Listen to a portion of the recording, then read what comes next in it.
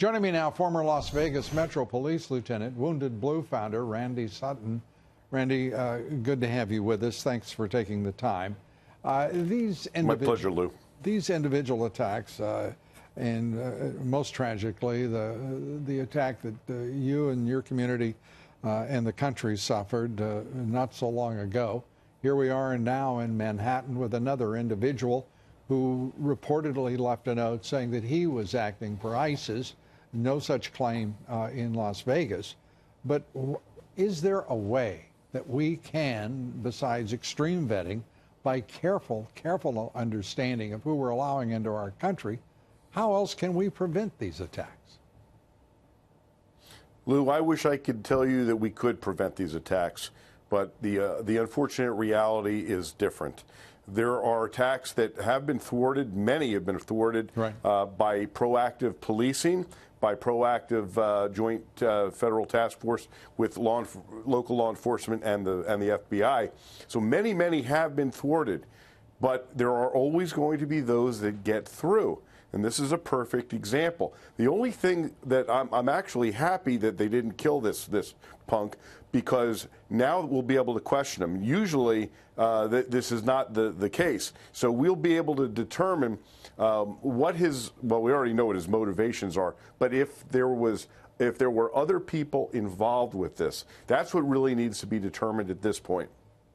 And that determination, it may be as simple as he was reading radicalizing materials on the web, which seems to be the case too often. Yeah, you're right. This could be a self-radicalized individual, or he's only been in the country for what, 7 years? He got here in 2010. Right. He could have been harboring this resentment for quite a bit of time. He could have been a sleeper that was sent here, and in that case, that's what the extreme vetting would try and cull out of the herd of people coming into this country. But that needs to be determined by the investigators. And as with all of these, lessons will be learned. These are very important lessons that must be learned in order to be ready for the next one. And unfortunately, Lou, it is the American law enforcement officer that is on the front line of this new war of terror. I want to ask you a quick question as we conclude here, Randy, and that is, in Las Vegas, the information flow has simply halted. We're learning nothing new about the attack in which 58 people were killed, hundreds wounded.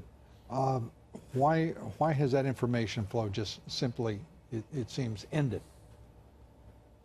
Lou, this is very disturbing for me to even say. I spent 24 years with the Las Vegas Metropolitan Police Department.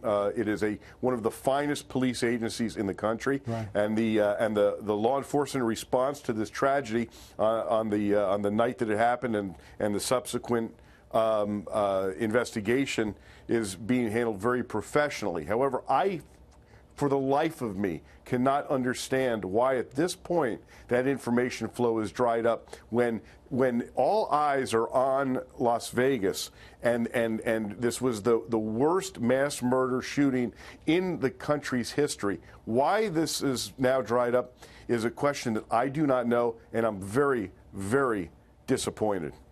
I'm disappointed too, and I know millions of Americans have to be.